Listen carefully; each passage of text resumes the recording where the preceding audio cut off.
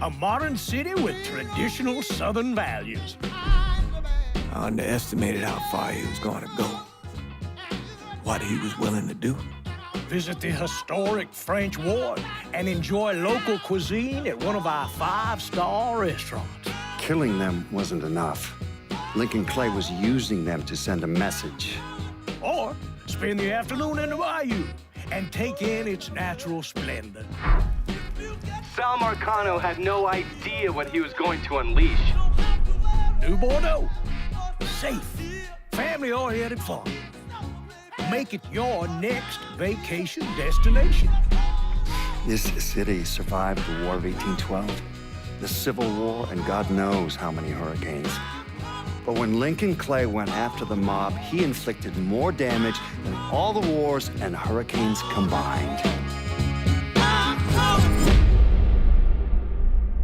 Hey everyone, I'm Hayden Blackman, creative director and studio head at Hangar 13, and I wanted to thank you for coming out to see our Gamescom presentation of Mafia 3, an open-world crime drama set in New Bordeaux, our version of New Orleans, in 1968, one of the most tumultuous years in American history.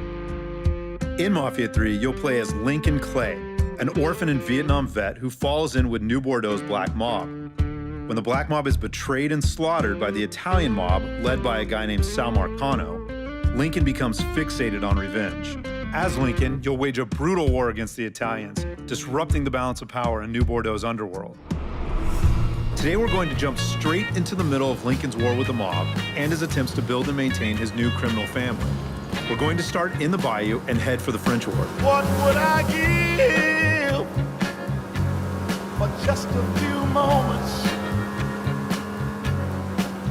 What would I give just to have you near? Tell me you will try to slip away somehow. Oh, I need you, darling. I want to see you right now. Can you slip In Mafia away? 3, we treat New Bordeaux as a main character. We've not only worked hard to capture a unique time and place, but also to ensure that everything the player does in the open world propels Lincoln forward in the narrative. We've also given the city its own diverse criminal ecologies, which play a huge role in Lincoln's quest to tear down the mob. How sweet it is. Let's take a look at just a few of the varied districts in New Bordeaux and what lurks beneath the surface and in the back alleys of the city. Our reimagined version of New Orleans is made up of 10 districts, each with its own distinct flavor. We have the scenic and mysterious bayou, which is ripe for exploration.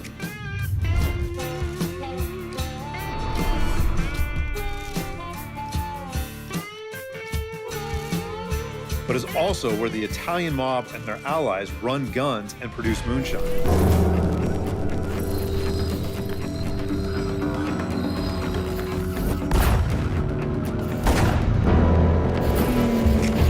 To the west of the city is vibrant Delray Hollow, which is home to Lincoln and his surrogate family before they are betrayed by the Italian mob.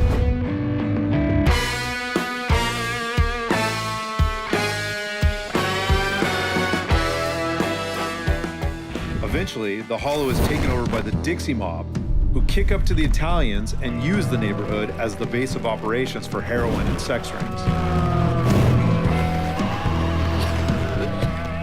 To the north of the city is majestic Frisco Fields with its manicured lawns and mansions.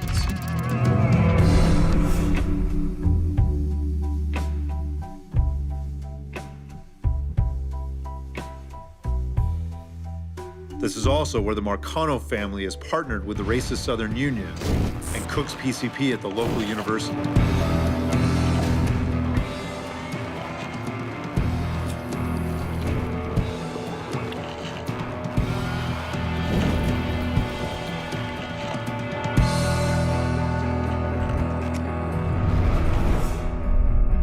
And in the center of the city is bustling downtown, where historic buildings and plazas sit side by side with gleaming skyscrapers.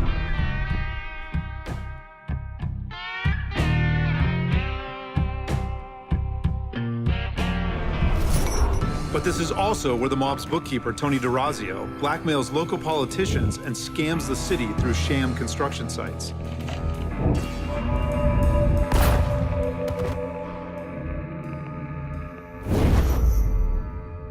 How did you manage to get to Tony DeRazio? I had bugs and wiretaps all over the damn place. When that weirdo left the Royal Hotel to deal with one of his men, I was listening.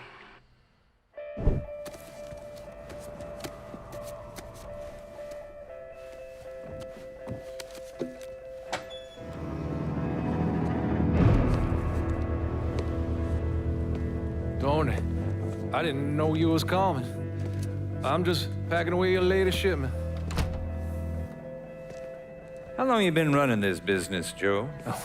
I know 5, 6 years. 5 years, 3 months, and 18 days. This is turned. Look, I know I've been lied, but it ain't my fault. I've always placed a premium on maintaining order. If you let the rot set in, eventually it will take hold and destroy everything you've built. The only solution is to isolate it, eradicate it before it takes hold. You understand, Joe? Christ, Tony, you gotta listen to me. Some nuts out there shooting the hell out of everything. You know how many of my men he killed? Yes.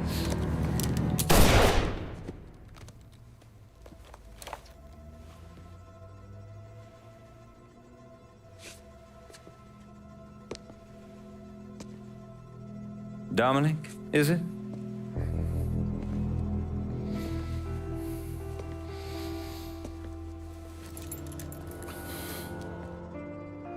You will take the armored car and personally oversee the collection of all outstanding monies owed to us. Am I clear on this? Yes, Mr. Razio. Once you have collected what is due, deliver it directly to me at the hotel.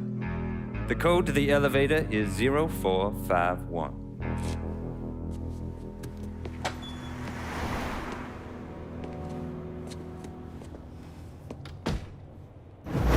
From there, Lincoln had a couple of options.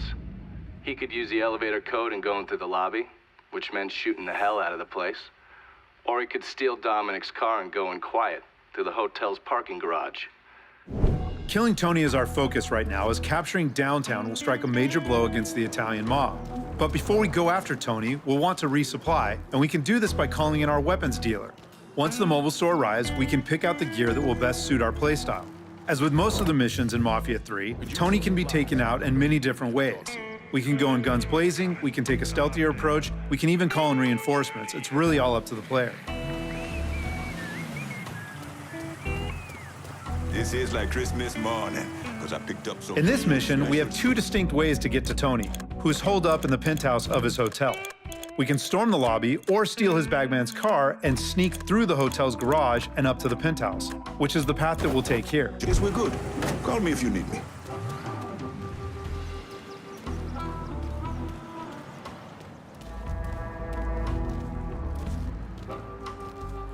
What's taking so long? I give it a month. Give it a Dominic. That's fucked up, man. I give him 6 months, at least.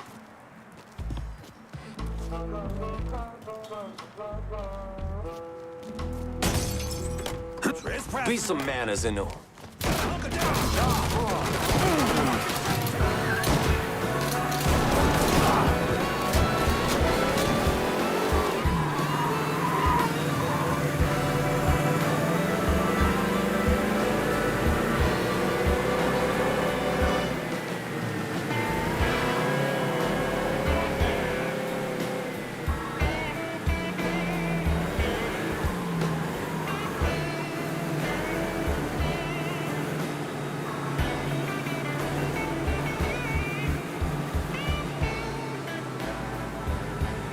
Pull on in, Dominic.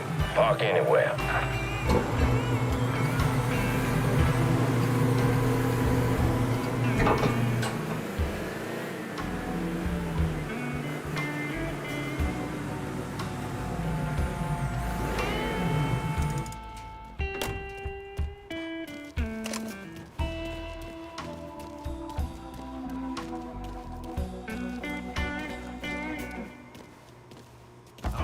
for a minute. Tony wouldn't mind. Mr. D'Orazio. And how long have you been here? Huh? A month? Mr. D'Orazio ain't the second chance type. Something's... Oh! And you might just live to see month 2.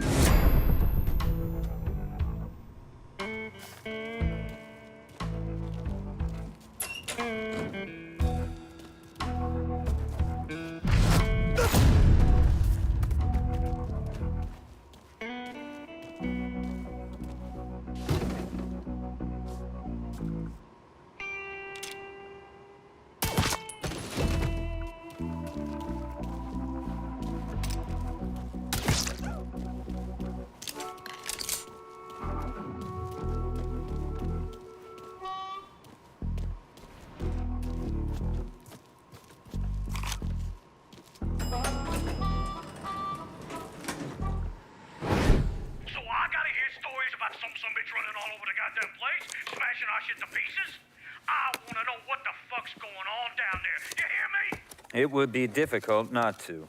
What? I've already taken the appropriate steps to address the situation. Believe me, things are well in hand. Well, they fucking better be. If this thing with the judge goes sideways, shit's gonna roll downhill real fucking quick. We haven't lost anything of any significance except for some men, and they can be replaced. In fact, they're the easiest thing to replace. Saul doesn't give two shits about any of those stupid fucks. All he cares about is the people that matter. Understand? I understand completely. And you have my word that all payments will continue as scheduled. None of our business associates need to concern themselves with our recent difficulties. Yeah? Okay. I'm counting on you here, Tony. Don't fuck this up. Goodbye.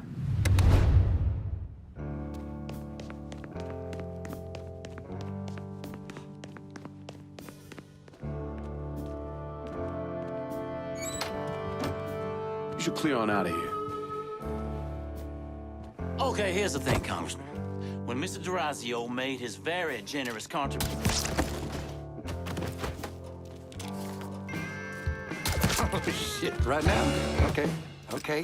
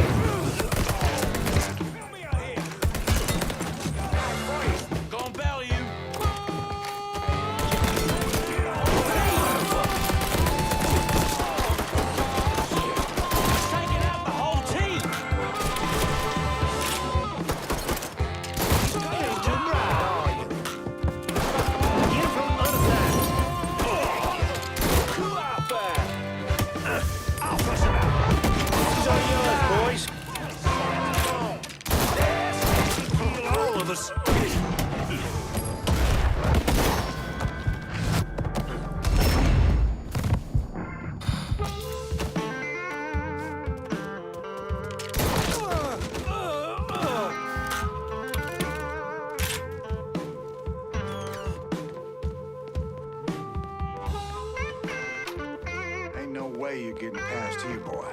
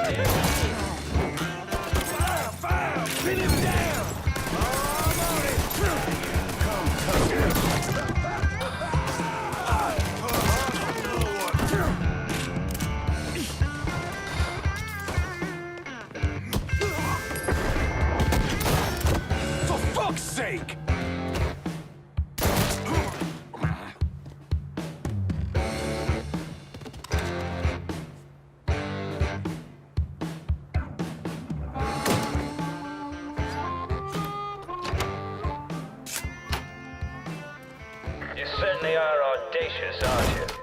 Filthy fucking... Whoever you are, you made quite the mess of my operation. Do you have any idea what you cost me?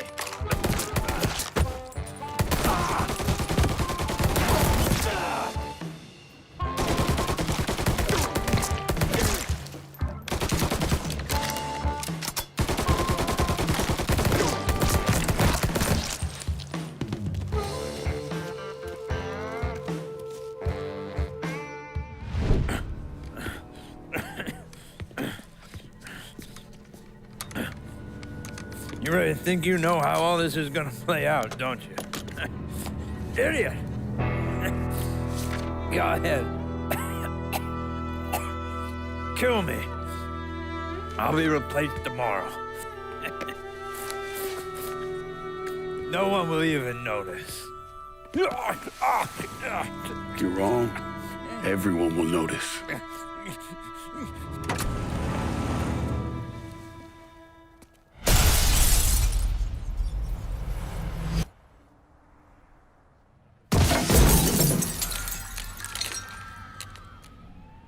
War on the streets of our fair city as a gunman stormed the Royal Hotel, killing an untold number of men. There was a loud crash, like a bomb going off. I looked up and there was a man falling from the top of the building. Then all these men showed up and every one of them had a gun. They ran into the Royal and that's when the shooting started. I still don't know how the hell Lincoln got out of that hotel.